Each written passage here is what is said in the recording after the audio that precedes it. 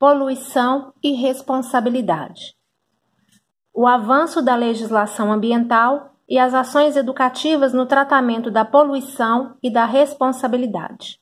Este é um trabalho da aluna Gessiane Carla Siqueira Moreira.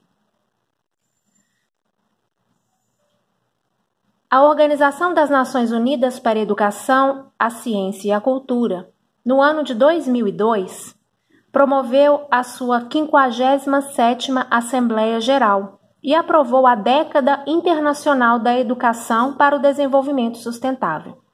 A década perdurou o prazo de 2005 a 2015 e enfatizou o papel central da educação na busca comum pelo desenvolvimento sustentável, valendo-se de um conjunto de parcerias que reuniram grande diversidade de interesses e preocupações. Representa importante passo de mobilização por meio do qual a responsabilidade de governos, organizações internacionais, sociedade civil, setor privado e comunidades locais ao redor de todo o mundo que puderam expor compromisso prático em aprender a viver sustentavelmente. Aliado a isso, o Ministério da Educação atua como gestor e indutor de políticas públicas. Criou a Secretaria de Educação Continuada, Alfabetização e Diversidade, com vistas ao fortalecimento de políticas na criação de instrumentos de gestão para a afirmação cidadã e valorizar a riqueza de nossa diversidade étnica, ambiental e cultural. Então, essas duas ações, tanto do Ministério da Educação quanto da Unesco, foram muito importantes para o avanço da consciência sobre a educação ambiental no nosso país. Aliado a isso, o artigo 225 da Constituição da República garante que todos têm direito ao meio ambiente ecologicamente equilibrado, bem de uso comum do povo e essencial à sadia qualidade de vida, impondo-se ao poder público e à coletividade o dever de defendê-lo e preservá-lo para as presentes e futuras gerações.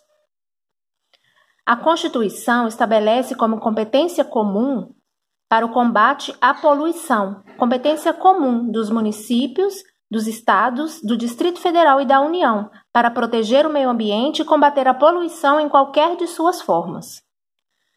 Quanto à relação à proteção ao meio ambiente, esta competência é concorrente, nos termos do artigo 24, inciso 6, que diz, que compete à União, aos estados, ao Distrito Federal, concorrentemente, legislar sobre proteção do meio ambiente. Então, a Constituição trouxe para o direito brasileiro a municipalização da questão ambiental, porque consagra o tema principalmente como matéria de manifesto interesse local. Isso contribui para a efetiva proteção do meio ambiente, porque traz o objeto para perto de onde as ações são promovidas.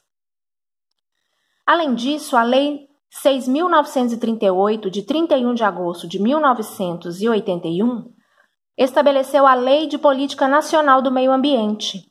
Esta lei é muito importante a respeito da conceituação dos institutos ligados às questões ambientais. Nessa conceituação, ela traz que poluição trata-se da degradação da qualidade ambiental resultante de atividades que, direta ou indiretamente, prejudiquem a saúde, a segurança e o bem-estar da população, criem condições adversas às atividades sociais e econômicas, afetem desfavoravelmente a biota, afetem as condições estéticas ou sanitárias do meio ambiente ou lancem matérias ou energia em desacordo com os padrões ambientais estabelecidos. Já para o termo poluidor, a lei diz que é pessoa física ou jurídica, de direito público ou privado, responsável direta ou indiretamente por atividade causadora de degradação ambiental. Quanto aos avanços da legislação, nós podemos destacar que a necessidade de normas e padrões nacionais de controle de poluição por veículos automotores, aeronaves e embarcações, mediante a audiência dos ministérios competentes. Além disto, esta lei firma também a punição para o poluidor que expuser a perigo a incolumidade humana, animal ou vegetal, ou estiver tornando mais grave situação de perigo já existente.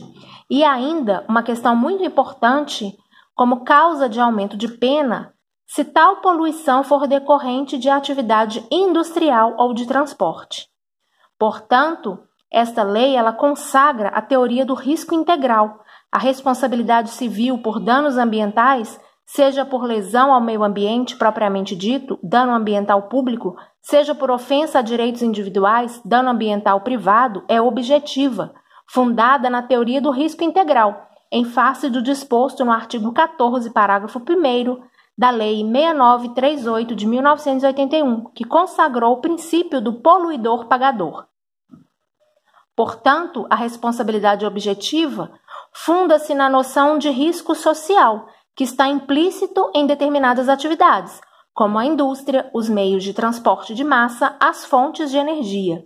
Assim, a responsabilidade objetiva, calcada na teoria do risco, é uma imputação atribuída por lei a determinadas pessoas para ressarcirem os danos provocados por atividades exercidas no seu interesse e sob seu controle, sem que se proceda a qualquer indagação sobre o elemento subjetivo da conduta do agente ou de seus prepostos, bastando a relação de causalidade entre o dano sofrido pela vítima e a situação de risco criada pelo agente.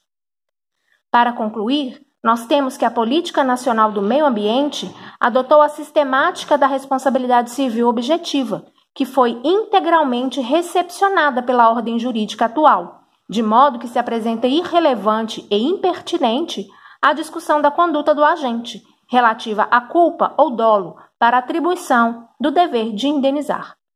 É isto. Obrigada a todos.